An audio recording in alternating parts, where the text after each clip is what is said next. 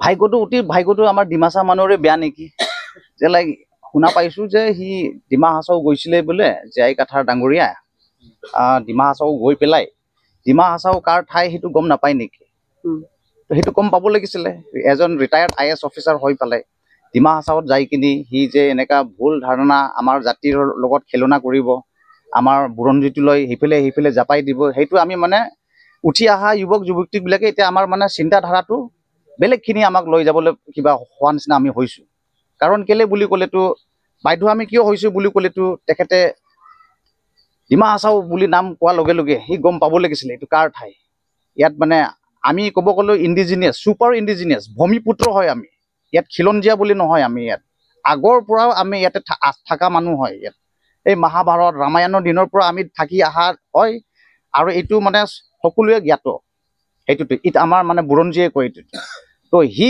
মানুহজন এনেকৈ আহি কিনি মিছলিডিং কৰাটো এইটো ভাল হোৱা নাই তেখেতক আৰু তেখেতে মই কেলে ছাছপেক্ট তাৰ ওপৰত হ'ব বাধ্য হৈছোঁ বুলি ক'লেতো মাজত মই শুনা পাইছিলোঁ যে মাজত সি নিজক বংশধৰ মেধি বুলি মই শুনা পাইছিলোঁ সংবাদ যোগেদি লাইফত আগত এই নিজক বংশধৰ মেধি বুলিয়ে কয় আৰু মাজত আৰু তাৰপাছত শুনা পাইছোঁ যে ৰিচেণ্টলি আৰু শুনা পাইছোঁ যে লাইক তেখেতে মানে নিজৰ কাৰ্বি নিজৰ টাইটেলকো সি বিয়া পাতিছে বুলি কৈছে তাৰ মিছেছৰ নাম অঞ্জলি ইংতি কাঠাৰ বি বুলি কৈছে আৰু নিজেও ইংতি কাঠাৰ জোনছ ইংতি কাঠাৰ তো কাঠাৰ আৰু ইংতি কাঠাৰ সেইটোতো কেনেকুৱা কাৰ্বি সমাজত সেইটোতো হ'ব নোৱাৰে সেইটো কাৰণে মই বিচাৰিছোঁ যে লাইক তেনেকুৱা মানুহ আজি তাৰ কোনো অধিকাৰ নাই তাৰ কোনো ৰাইট নাই যে ডিমাচা মানুহৰ হিষ্ট্ৰী নাজানি পেলাই আমাৰ হিষ্ট্ৰীটো লৈ মানে খেলি মেলি কৰাটো আৰু মই সেইটো কাৰণে বিচাৰিছোঁ যে আমাৰ আজি ইয়াত দুখ লগা আমি আজি চিভিল ছ'চাইটি হিচাপে তেখেতক মই শুকুৱাই দিবলৈ মন গৈছোঁ যে লাইক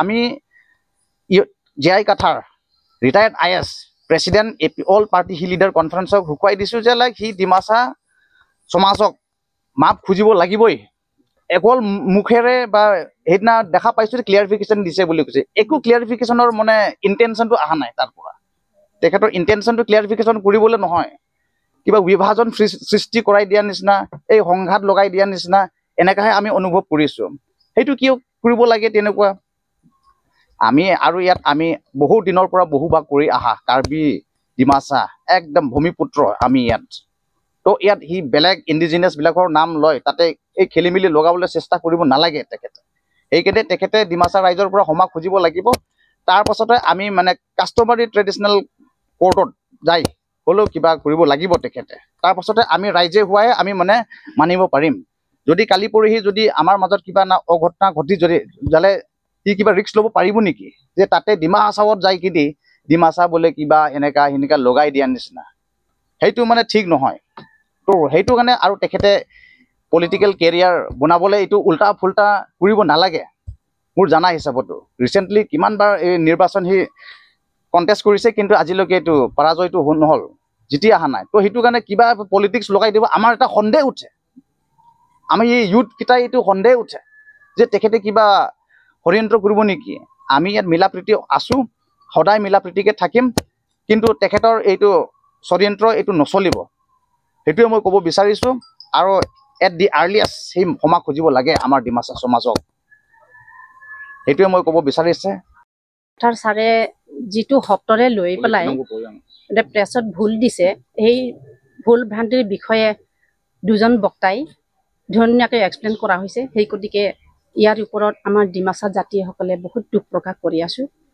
আৰু ইয়াৰ লগতে তেখেতে ইমান IAS অফিচাৰ হৈ পেলাই হিষ্ট্ৰীটো ভালকৈ নজনাকৈ এইবিলাক কথা য'তে মতে ক'ব নালাগিছিল তেখেতে তেনেকৈ কোৱাটো নেক্সট জেনেৰেশ্যনত সেইটো হিষ্ট্ৰীকেইটো ফ'ল' কৰিব তেনেকৈ ফ'ল' কৰিলেতো এইটো ক্লেছ এটা আহি যাবই নিশ্চয় আমিওতো নামানো নহয় আমি মিকিৰ পাহাৰ জিলাক যেতিয়া কাউন্সিল অনাৰ সময়ৰ পৰা আপোনাৰ জেই কাঠাৰ ছাৰ আপোনাৰ ছয় টেৰাং ইহঁতক তেখেতসকলক আপোনাৰ হিষ্ট্ৰীটো ভালকৈ নুবুজাকৈ কিয় তেনেকৈ ক'ব লাগিছিল আমাক তেনেকৈ অন্যায় কৰাটো আমি বহুতেই দুখ প্ৰকাশ কৰিছোঁ আমি ডিমাপুৰৰ পৰা কিমান বছৰ ৰাজত্ব কৰি আহিছোঁ কিমান ক'ত কেতিয়া কি হৈছে দুজন ওপৰতো বক্তাই আপোনাক ধুনীয়াকৈ এক্সপ্ৰেছ কৰিছে ধুনীয়াকৈ জনাই দিছে সেই গতিকে মই ইমান ক'বলৈ নাযাওঁ কিন্তু আপুনি এনেকুৱা শব্দক লৈ পেলাই কেতিয়াও আমি ডিমাচা জাতিক আমুক চনত আহিছে তামুক চনত আহিছে বুলি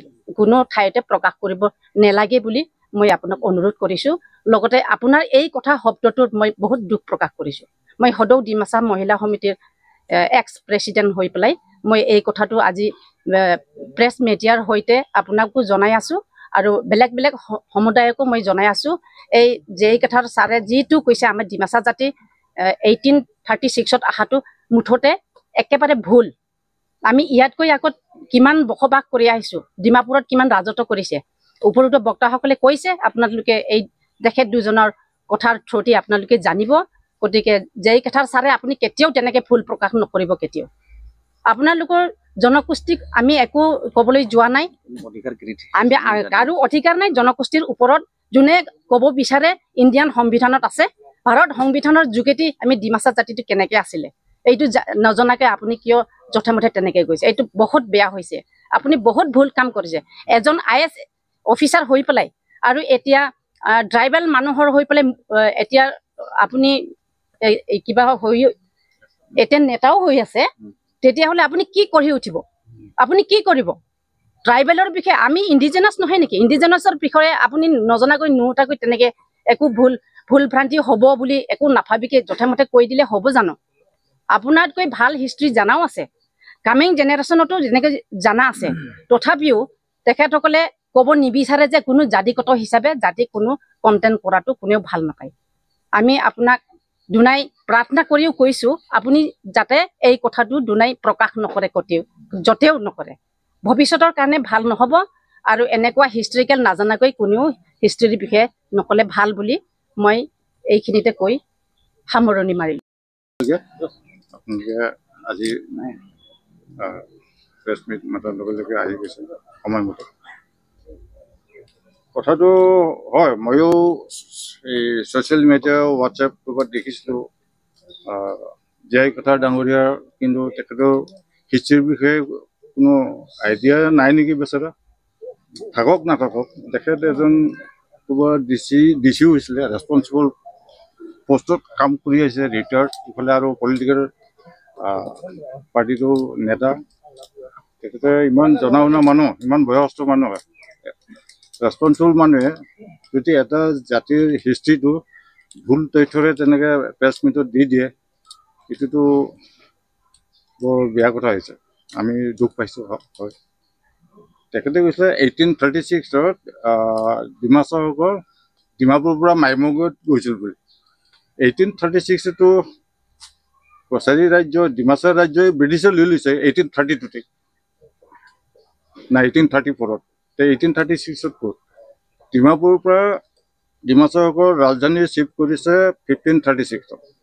1536ৰ পৰা 1701তহে মাইবংগৰ পৰা গৈছে সাজপুৰ। তেনেহ'লে 1836ৰ সময়তো ব্ৰিটিছৰ দিনতেই গ'ল, গতিকে ৰাজ্যই ব্ৰিটিছৰ দিনত। তাৰপিছত ইফালৰ নৰ্থ কাছাৰ, তাৰ আগতে আমাৰ কছাৰী ৰাজ্যত দুভাগ হৈছিলে, ব্ৰিটিছে দুভাগ কৰি দিলে। গোবিন্দ চন্দ্ৰৰ ৰাজ্য যিটো কাছাৰ আৰু নৰ্থ কাছাৰটো তলাৰাম সেনাপতিৰ হাতত, সেইটোতো গৈছে 1858ত ব্ৰিটিছে এনেক্স কৰি লৈছে। গতিকে জে.ই. কাঠাৰ ডাঙৰীয়া যিটো কৈছে 1836তহে ডিমাচাসকল ডিমাপুৰৰ পৰা তাত গৈছে, সেইটোতো কোনো যুক্তিসংগত নহয়, বুৰঞ্জীৰ লগতো নিমিলে। গতিকে এনেকৈ ভুল তথ্য দিয়ে ৰাইজৰ মাজত এনেকৈ প্ৰেছ ৰিলিজ দিয়াটো উচিত হোৱা নাই। তেখেত নাজানে যেতিয়া ক'বই নালাগিছিল। সেইকাৰণে আমি চবেই দুখ পাইছোঁ। সেইটো কাৰণেই হয়তো আজি আমাৰ সমাজৰ মানুহে অলপ ক্লেৰিফিকেশ্যন, তেখেতে সেইটো ভুল তথ্যটো স্বীকাৰ কৰক, সেইটোৱে।